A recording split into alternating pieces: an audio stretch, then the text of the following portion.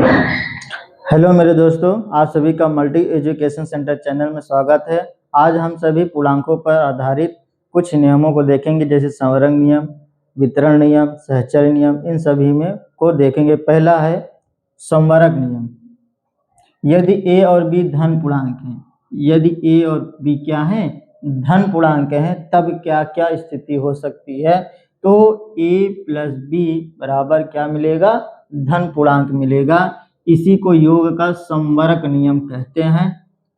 ध्यान दीजिएगा, ये पूछ सकता है योग का संवरक नियम, तो आपको याद होना चाहिए। अब इसको देखते हैं कैसे। मान लीजिए दो पॉजिटिव में है, मतलब धन है पूर्णांक है, +3, ये भी धन पूर्णांक है। अब ये जो मिलेगा ये भी क्या है?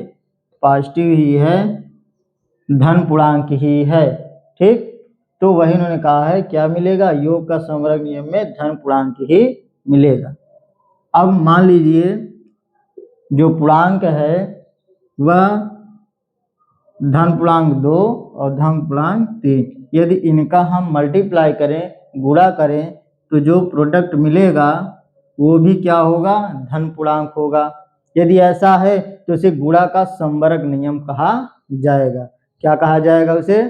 उसे गुणा का संवरक नियम कहा जाएगा, क्योंकि यही नाम को ही पूछ लिया जाता है ऑप्शन में, तब वहां समस्या हो जाती कि ये हमने नाम देखा ही नहीं था। अगला है क्रम विनिमय नियम। क्रम विनिमय नियम क्या, कौन सा नियम? यदि मान लीजिए वह पूर्णांक a और b धन पूर्णांक हैं, तब दो स्थितियां हो सकती हैं, योग का क्रम विनिमय नियम और दूसरा गुणा का क्रम विनिमय नियम। योग का क्रम विनिमय नियम में क्या है? यदि a b पूर्णांक इस तरफ है और इनका क्या किया जाए? क्रम बदल दिया जाए। क्रम मीन्स ऑर्डर, जैसे ये आगे था, अब इसको पीछे लाया गया। ठीक, इनका क्रम बदल गया, तो क्या होगा? तो भी क्या होगा? वो समान रिजल्ट देंगे, समान ही, सेम ही रहेंगे। तो उससे क्या कहा जाएगा? योग का क्रम विनिमय नियम कहा जाएगा। जैसे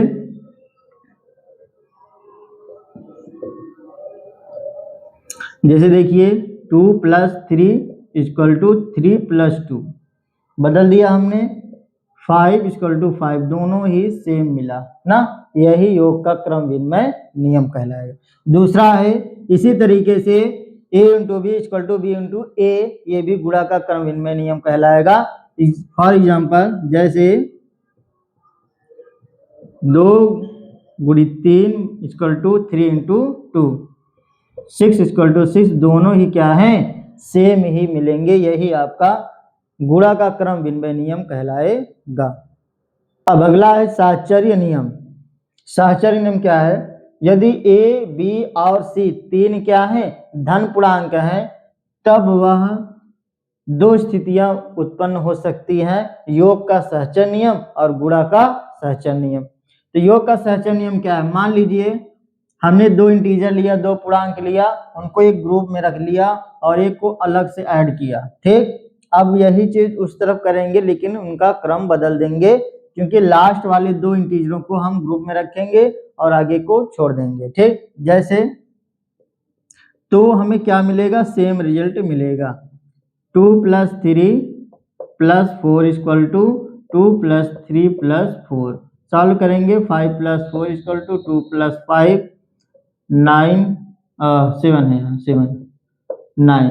दोनों देखेंगे रिजल्ट क्या मिले, दोनों का परिणाम सेम ही आया। ठीक, अब अगला है, इनका भी हमने यदि ग्रुप लेकर के अलग अलग हम सॉल्व करें तो क्या कोई अंतर आ सकता है? तो बिल्कुल नहीं, सेम रहेंगे, सेम रिजल्ट देंगे, समान ही रिजल्ट देंगे। तो वो क्या कहलाएगा? गुणा का सहचर्य नियम कहलाएगा। जैसे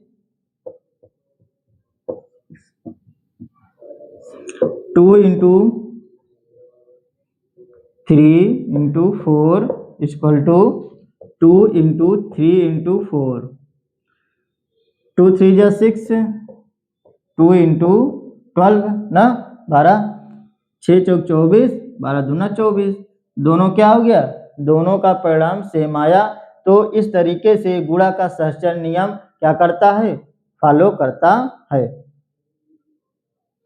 अगला है वितरण नियम। यदि ए बी सी तीन धन पूर्णांक हैं, तब a into b plus c equal to a into b plus a into c, ये नियम वितरण नियम कहलाएगा। इसी नियम को गुणा का योग पर आधारित नियम भी कहते हैं। ये गुणा हो रहा है किस पे, योग पर, जोड़ पर, वही आधारित नियम है। तो कैसे देखते हैं, जैसे 2 इंटू 3 प्लस 4, ठीक, अब equal to 2 into 3 plus 2 into 4। अब दोनों लेफ्ट हैंड साइड और राइट हैंड साइड दोनों पक्षों को हल करेंगे। यदि रिजल्ट सेम आया, परिणाम वही समान आया, तब हमारा वितरण नियम लागू होगा, तब वह वितरण नियम है।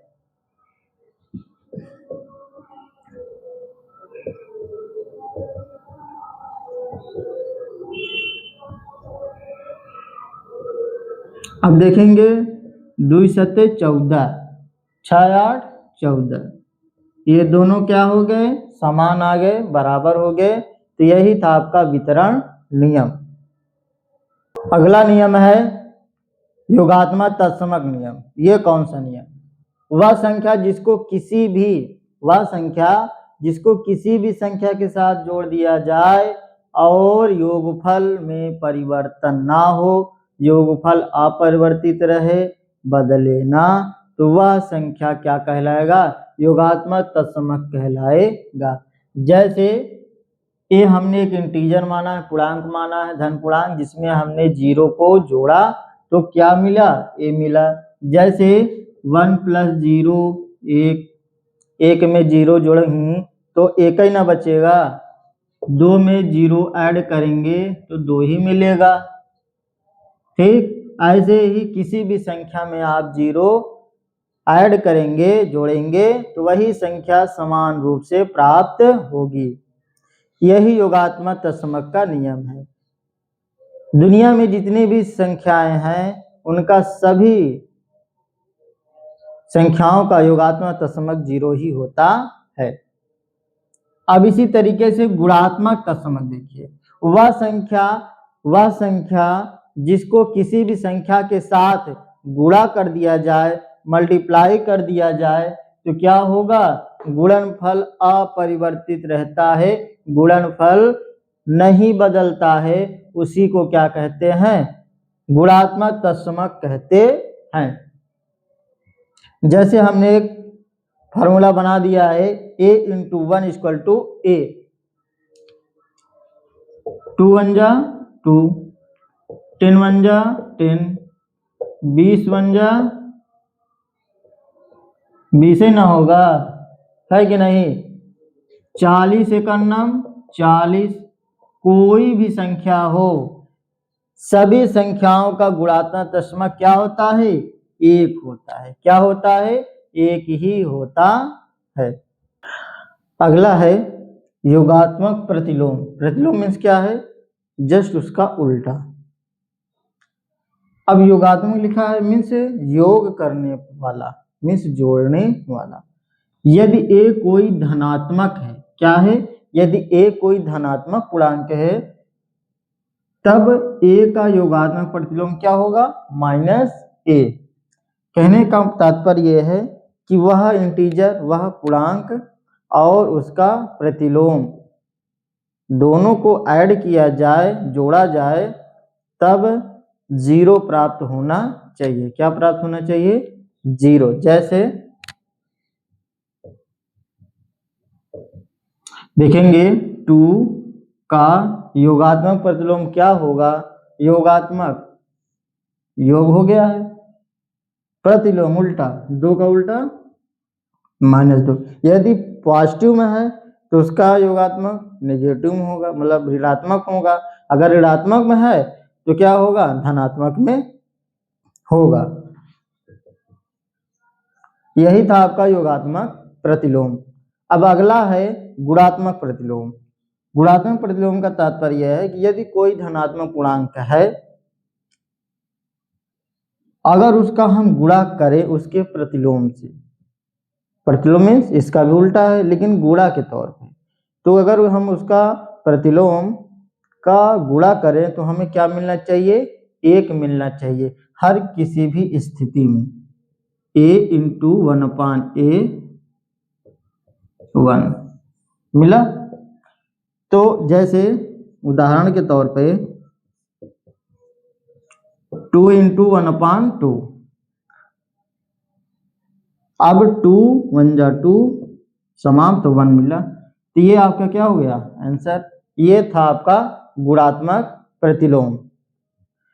तो आप सभी वीडियो के लास्ट तक बने रहे, इसके लिए आप सभी को धन्यवाद। यदि वीडियो अच्छा लगा हो तो लाइक करें, कमेंट करें और सब्सक्राइब जरूर कर लें।